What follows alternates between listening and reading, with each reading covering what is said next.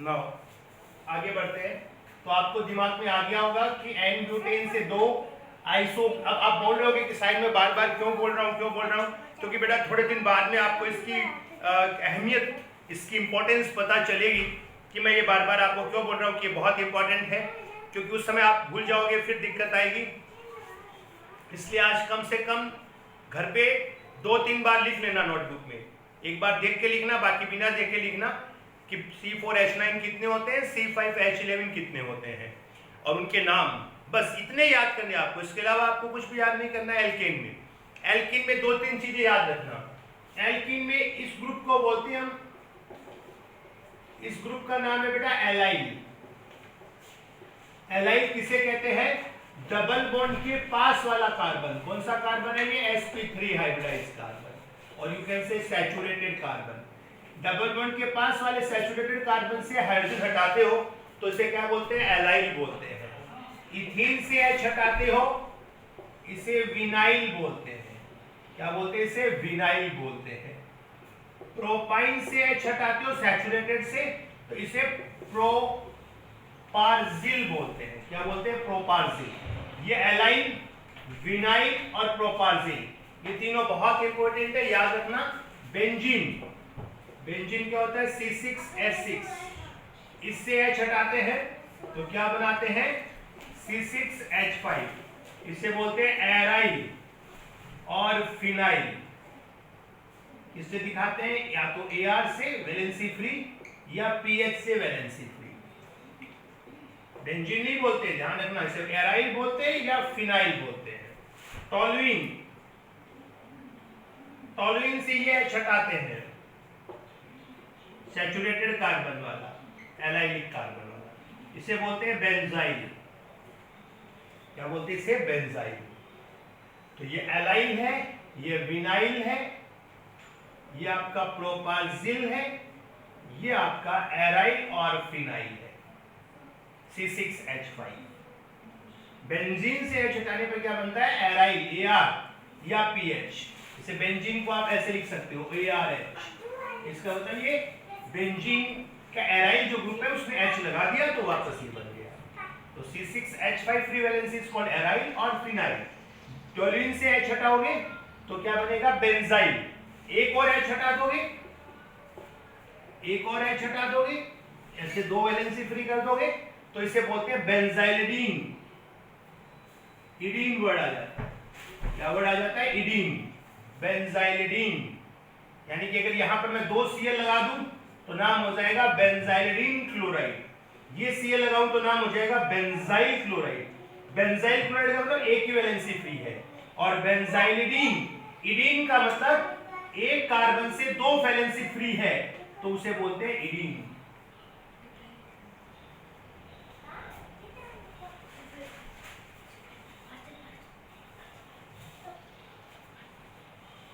तो ध्यान रखो, बेंजीन से H हटाते हैं तो फिनाइल और एलाइल, टॉलिन से H हटाते हैं तो बेंजाइल और बेंजाइलिडीन। इसी का दूसरा नाम है बेंजल, इसी का दूसरा नाम है बेंजल। तो याद रखना, एलाइल डबल बॉन्ड के पास वाले कार्बन से हाइड्रोजन, विनाइल डबल बॉन्ड वाले कार्बन से हाइड्रोजन हटाओ, प्रोपार्जिल ट्रिपल बॉन्ड के पास वाले कार्बन से, बेंजीन से H हटाओगे तो एराइल और फिनाइल, टॉलिन से H हटाओगे तो बेंजाइल, एक और H हटा दोगे बेंजाइलिडीन और बेंजल।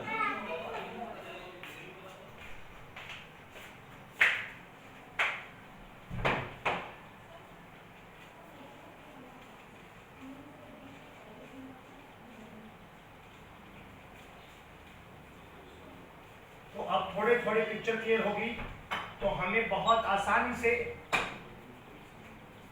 बहुत ज्यादा काम आएगा। कोई के सर क्या काम आएगा? जैसे सपोज करो मैं आपसे पूछूं, एक छोटा सा क्वेश्चन लूं, C4H9OH के अल्कोहल्स और ईथर्स कितने बनेंगे? तो अल्कोहल्स 1 2 3 and 4, ये 4 अल्कोहल बन गए, normal butyl, secondary butyl, isobutyl और टर्सरी ब्यूटाइल। अब ईथर भी इसी के बनते हैं, तो ईथर कैसे बनाओगे? ईथर बनाने के लिए 2 कार्बन एक तरफ और 2 कार्बन एक तरफ।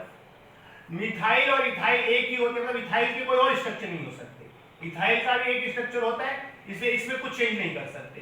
एक कार्बन एक तरफ और 3 कार्बन एक तरफ। लेकिन जैसे आपने 3 कार्बन देखे, आपके दिमाग में आया कि 3 कार्बन के तो 2 होते हैं। नॉर्मल प्रोपाइल या सिंपल प्रोपाइल बोलते हैं, नॉर्मल नहीं लगाते। प्रोपाइल एंड आइसोप्रोपाइल, तो ये तो प्रोपाइल हुआ, इसका मतलब इसको आइसोप्रोपाइल में भी सर चेंज कर सकते हैं ना, तो आइसोप्रोपाइल में चेंज कर दिया। आइसोप्रोपाइल मतलब बीच वाला कार्बन, से वैलेंसी फ्री, साइड वाले से प्रोपाइल। तो 4 alcohol, there are 4 alcohols and 3 ethers, तो टोटल 7 हो गए कि नहीं हो गए? यानी कि इस फॉर्मूले से 4 अल्कोहल और इसी को H यहां लिख दो, तो C4H10O, इस H को यहां कंबाइन कर दिया, तो ये ईथर हो गया। वैसे तो फॉर्मूला सेम ही है ना, लिखने का तरीका डिफरेंट है।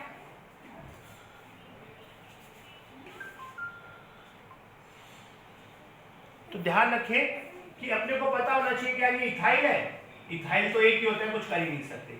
फिर हमने क्या किया, एक तो 1 कार्बन किया और एक तो 3 कार्बन। जैसे ही प्रोपाइल देखा, मिथाइल तो एक ही होता है पर प्रोपाइल 2 होते हैं, नॉर्मल प्रोपाइल और isopropyl.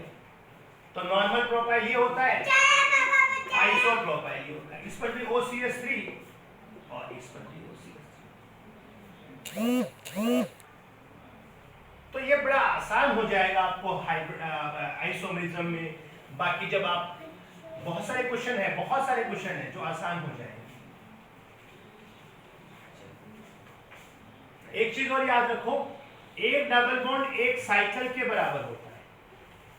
1 double bond is equals to 1 cycle. मतलब डबल बॉन्ड को साइकिल में चेंज कर दो तो फॉर्मूला चेंज नहीं होता है। जैसे C3H6, C3H6 को आप ऐसे भी लिख सकते हो और ऐसे भी लिख सकते हो, दोनों का सेम फॉर्मूला है। देख लो, CH3 CH double bond CH2 3 2 5 और 1 6, CH2 CH2 CH2 C3H6। तो अगर डबल बॉन्ड को साइकिल में चेंज करते हो तो फॉर्मूला चेंज नहीं होता है। इसमें भी 1 डिग्री ऑफ अनसैचुरेशन है और एक साइकिल में भी 1 डिग्री ऑफ अनसैचुरेशन है। तो डिग्री ऑफ अनसैचुरेशन दोनों में 1 है। Pi bond 1 degree of unsaturation होता है और एक पाई बॉन्ड किसके बराबर होता है? एक साइकिल के बराबर। जैसे C4H8, इसके एल्कीन भी लिख सकते हो और साइक्लो एल्केन भी लिख सकते हो। ये सब ये आइसोमर्स है ना, इसका ये लिख सकते हो। तो ध्यान रखना, एक डबल बॉन्ड किसके बराबर होता है? एक साइकिल के बराबर। तो अगर आपके पास CnH2n है तो आप इसे सिर्फ एल्कीन ही नहीं मानोगे, एल्कीन भी हो सकता है और साइक्लो एल्केन भी हो सकता है, क्योंकि डबल बॉन्ड किसके बराबर होता है? साइकिल के बराबर होता है। तो CnH2n फॉर्मूले से सिर्फ एल्कीन ही नहीं बनती, साइक्लो एल्केन भी बनता है। एक डबल बॉन्ड एक साइकिल के बराबर होता है। जैसे सपोज करो आपसे पूछा जाए C4H10 के कितने आइसोमर होंगे, तो एक ये एल्कीन हो गई, एक ये एल्कीन हो गई, एक ये एल्कीन हो गई, तो 3 एल्कीन और साइक्लोब्यूटेन मिथाइल साइक्लोप्रोपेन, तो टोटल कितने हो गए? 3 एल्कीन बना लोगे और 2 साइक्लो एल्कीन बना लोगे, तो 5 हो गए। तो ध्यान रखना, इस फॉर्मूले से सिर्फ एल्कीन ही नहीं बनती है, साइक्लो एल्केन भी बनता है। यानी कि एक डबल बॉन्ड एक साइकिल के इक्वल होता है, दोनों में डिग्री ऑफ अनसैचुरेशन 1 है। ये पाई बॉन्ड भी 1 डिग्री ऑफ अनसैचुरेशन है और एक साइकिल भी 1 डिग्री ऑफ अनसैचुरेशन है। तो हमेशा याद रखना, एक पाई बॉन्ड एक साइकिल के इक्वल होता है। पाई बॉन्ड हटाकर साइकिल बना दे तो फॉर्मूला नहीं चेंज होगा। C3H6 प्रोपीन भी हो सकता है, साइक्लोप्रोपेन भी। C4H18 1 butene 2 butene isobutene cyclobutane methyl cyclopropane सब हो सकता है। एक एग्जांपल से 1-2 चीजें और बता देता हूं, काम आएगी। मैं 11th में ही पढ़ा देता हूं, शुरू में ही बच्चों को जब नॉमेनक्लेचर पढ़ाते हैं, पर मुझे पता है जब आप 12th में आते हैं बच्चे तो उनको ये सब आता नहीं है, तो फिर वो ऑर्गेनिक में हमेशा प्रॉब्लम में ही रहते हैं कि सर हमें आ नहीं रही है। इसलिए नहीं रही है क्योंकि 11th का बेसिक नहीं पढ़ा, तो फिर वो 12th पूरा उड़ जाता है।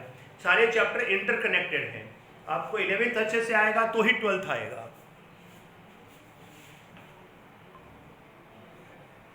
बहुत इंपॉर्टेंट है, आप ध्यान रखें। जैसे मैं पूछूं आपसे C5H10 सिर्फ साइक्लो एल्कीन नहीं बनानी, साइक्लो एल्कीन बनाओ। पहले एल्कीन भी बना सकते हैं पर मैं पहले साइक्लो एल्कीन बना रहा हूं। देखो कैसे तरीका, देखो 5 कार्बन का एक साइकिल, दूसरा साइकिल 4 कार्बन का एक साइकिल और मिथाइल बाहर निकाल दो। थर्ड वाला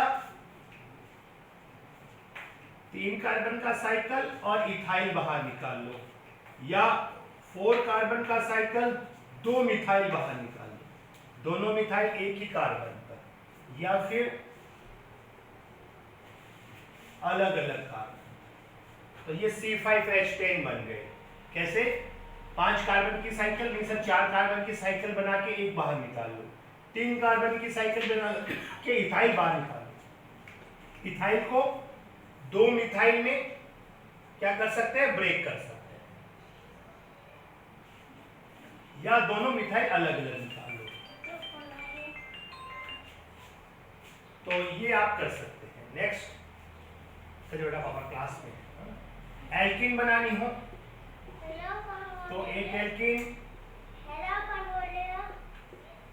2 एल्कीन,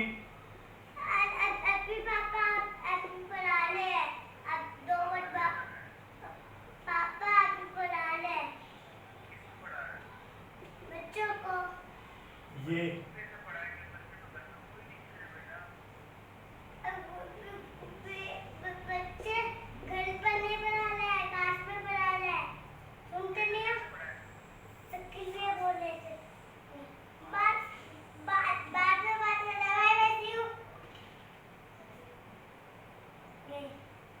तो देखो 5 साइक्लो एल्केन और 5 एल्कीन, टोटल 10 बन जाएंगे।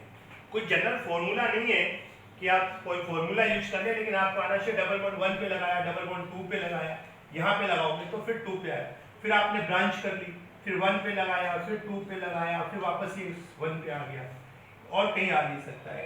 ये आप कर नहीं सकते हो। ये करोगे तो 4 की रिंग बन जाएगी। ये कर नहीं सकते तो क्योंकि डबल बॉन्ड लगाएंगे तो 5 हो जाएगी वजह से। तो टोटल 10 बनेंगे, 5 एल्कीन, 5 साइक्लो एल्कीन।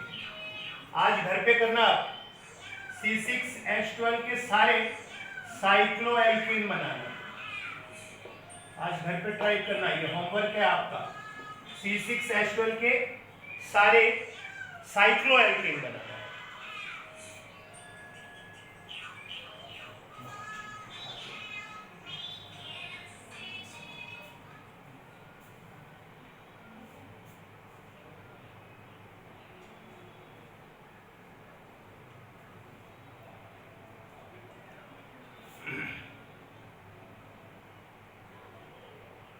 तो आप क्या करेंगे आज C6H12 के सारे साइक्लो एल्कीन, और अगर एल्कीन भी बनाना चाहे तो बनाए, पर वो बहुत ज्यादा हो जाएंगे। C6H12 के साइक्लो एल्कीन बनाने की कोशिश करना। तो इन सब के फॉर्मूले C5H10 है। एक डबल बॉन्ड एक साइकिल के इक्वल होता है। साइकिल बनाने का आसान तरीका है, पहले 5 की बनाओ, फिर एक कम की बनाओ, फिर एक और एक कम की बनाओ। तो पहले 5 कार्बन की बनाई, 4 कार्बन की साइकिल निकाल कर एक मिथाइल बाहर निकाल लिया, 3 कार्बन की साइकिल बना के इथाइल बाहर निकाल लिया, 3 कार्बन की साइकिल निकाल के 2 मिथाइल बाहर निकाले। 2 मिथाइल 1-1 पोजीशन पर भी हो सकते हैं और 1-2 पोजीशन पे भी हो सकते हैं। क्योंकि जेई में अच्छे खासे क्वेश्चन, मतलब बढ़िया लेवल के क्वेश्चन होते हैं बेटा। JEE is very much different from NEET. NEET का तो हलवा पेपर होता है, बिल्कुल पतलू पेपर होता है, कुछ करना नहीं होता है, फॉर्मूले याद होते हैं, सब हो जाता है। और यहाँ JEE में क्या होता है, कई बार बच्चे आते हैं कि सर सारे फॉर्मूले लगा लिए फिर भी आंसर नहीं आया, तो मैं उनको बोलता हूँ कि अब फॉर्मूला बंद करो और दिमाग लगाओ। तो यहाँ फॉर्मूला नहीं लगाना है, यहाँ आपको दिमाग लगाना होता है। फॉर्मूले से एक भी क्वेश्चन नहीं होगा। अब सोचो कि कोई फॉर्मूला लगाओ और आंसर आ गया, या कोई ऑर्गेनिक केमिस्ट्री में सीधी सीधी कोई रिएक्शन लिखी हुई है, मुझे याद है और मैं कर दूंगा। जब तक मैकेनिज्म नहीं आएगी रिएक्शन नहीं आएगी। मैकेनिज्म कब नहीं आएगी, जब आपको बेसिक नहीं आएगा। बेसिक आएगा तो मैकेनिज्म आएगी। इसलिए ऑर्गेनिक पढ़ते समय या केमिस्ट्री फिजिक्स मैथ्स पढ़ते समय JEE में स्पेशली, क्योंकि आप सोचो 25 क्वेश्चंस होते हैं और 1 आवर का टाइम होता है।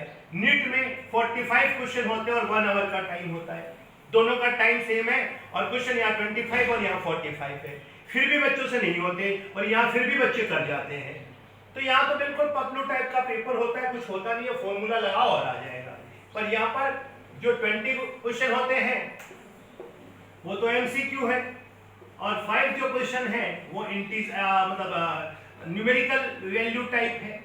तो न्यूमेरिकल वैल्यू टाइप में भी आंसर लाना आसान नहीं होता, पूरा क्वेश्चन सोल्व करना है, आपकी कैलकुलेशन बढ़िया परफेक्ट होनी चाहिए, आपका अप्रोच सही होना चाहिए। पता चला आपका अप्रोच सही है, कैलकुलेशन गलत है, तो पूरा टाइम वेस्ट हो गया आपका। तो यहाँ आप जब जेईई की तैयारी कर रहे होते हैं तो बहुत मतलब इसको कहते हैं कांटों पे चलना है, मुश्किल नहीं है, मैं आपको डरा नहीं रहा, लेकिन बिल्कुल ट्रांसपेरेंट नॉलेज दोनों को होना जरूरी है, टीचर को भी और स्टूडेंट्स को भी। टीचर को भी पता होना चाहिए क्या पढ़ाना है, और स्टूडेंट्स को भी पता होना चाहिए क्या पढ़ना है, कैसे पढ़ना है, तो ही बात बनती है, वरना बात नहीं बनती है। तो मेरा पूरा गारंटी है, 100% गारंटी कि क्वेश्चन एक भी बाहर नहीं आएगा जो हम यहाँ बोर्ड पे करेंगे। बाहर नहीं आने का मतलब वही कॉन्सेप्ट आपको अप्लाई करना है, नया कुछ नहीं है, लेकिन आपको बेसिक से पढ़ना पड़ेगा। आपको पता होना चाहिए C4H9 कितने होते हैं, C5H11 कितने होते हैं, एलाइल किसे कहते हैं, विनाइल किसे कहते हैं, बेंजाइल किसे कहते हैं, प्रोपाजिल किसे कहते हैं, एराइल किसे कहते हैं, ये सब पता होना चाहिए। ये अगर वर्ड्स इनके फॉर्मूले आपके टिप्स पे होंगे, शुरू में आपको ऑर्गेनिक पढ़ने में जोर आएगा, शुरू में, क्योंकि आपको कुछ नहीं आ रहा होता है, लेकिन जैसे जैसे आपका नॉलेज बढ़ना शुरू होगा 15-20 एक महीने के बाद में आप बहुत कंफर्टेबल हो जाएंगे। आपको लगेगा कि सारी चीजें तो रिपीट हो रही हैं, सारी चीजें तो हमने जो पढ़ी है वही आ रही हैं। जैसे जैसे अगले चैप्टर में जाओगे वर्कलोड कम होता जाएगा। एल्केन हाइड्रोकार्बन पढ़ लिया, आधा एल्किल हैलाइड पढ़ लिया, एल्किल हैलाइड पढ़ लिया, आधा आगे के चैप्टर पढ़ लिए, तो सारे एक दूसरे में फिर मिक्स हो जाएंगे, तो बहुत आसान होगा। लेकिन कुछ चीजें हैं जो आपको आनी चाहिए। आज पहली क्लास था, आई डोंट नो, अगर आप सामने बैठे होते तो मैं आपकी आंख से देख के बता सकता था कितना आया कितना नहीं आया, तो मुझे नहीं पता आप कितना समझ पाए और कितना नहीं समझ पाए हैं। हाँ, एक बात जरूर है कि अगर आपने मुझे ध्यान से सुना है और नोट्स अगर आप प्रॉपर बना रहे हैं, तो आप आज एक बार बिना देखे, एक बार देख के 2-3 बार लिखने की इन ग्रुप्स की प्रैक्टिस करिए। तो जब हम कल के क्लास में होंगे तो आज से ज्यादा कंफर्टेबल कल होंगे और कल से ज्यादा परसों होंगे। तो बहुत धीरे धीरे, मतलब एक कहते हैं ना कि रोज का थोड़ा थोड़ा काम है, little progress every day adds up to a big result. तो रिजल्ट बन जाएगा, लेकिन बात काम करने से होगी, केवल बात करने से तो नहीं होगी। आप मेरे जो बच्चे हैं, पार्थ के जो बच्चे हैं, आज बहुत ज़्यादा हमने उनको पढ़ा दिया इस लॉकडाउन पीरियड में, तो मुझे उनसे आगे आपको निकालना है। तो उनसे आगे निकलने के लिए किसकी जरूरत है? मेरी नहीं, मैं तो पूरे दिन डिलीवर कर सकता हूँ, मुझे तो सब याद है, आप जो बोलो वो कर दूंगा। आपको कितना आता है वो इंपॉर्टेंट है। तो आपको कब आएगा? जब आप प्रैक्टिस करके आएंगे, आप होमवर्क करके आएंगे। तो ये जो आपका टाइम है बहुत गोल्डन टाइम है, वो वेस्ट करने का टाइम नहीं है। स्कूल जाना नहीं है, कहीं कोई कम्युनिकेट नहीं करना है, कोई ट्रेवलिंग नहीं करनी है। Each and everything is available at your door stop, और वो भी कम डोर स्टेप भी नहीं बोलूँ तो बोलो आपके बेडरूम में, आपके स्टडी रूम में अवेलेबल है। तो प्लीज यूज टाइम प्रिसाइसली। अब बहुत प्रिसाइसली टाइम को यूज करिएगा। डाउट्स मैं आपके ले लूंगा, कोई भी डाउट कहीं का भी हो, केमिस्ट्री से रिलेटेड कोई भी डाउट है, मैं हमेशा I am always ready to solve it, always eager to solve it. तो आप कोई प्रॉब्लम नहीं है आपको। फिर हम कल यही सेम टाइम 8 to 9 ही मिलेंगे। पीछे का आप याद करके आएंगे, मैं आपसे एक बार 5 मिनट में रिवाइज करवा लूंगा, फिर मैं आगे बढ़ जाऊंगा।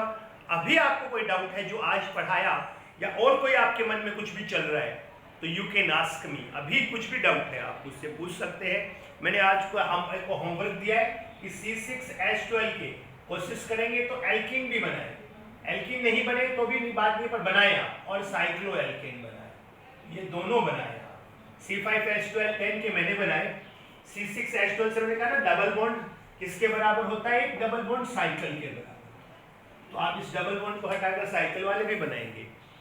ऐसे धीरे धीरे आगे बढ़ते जाएंगे तो बात बन जाएगी। डन। तो आज मैं अपनी क्लास को यही रोकता हूँ। कोई डाउट है तो पूछ लें। If you have any doubt you can ask me. कोई भी डाउट है आप पूछ सकते हैं भाई।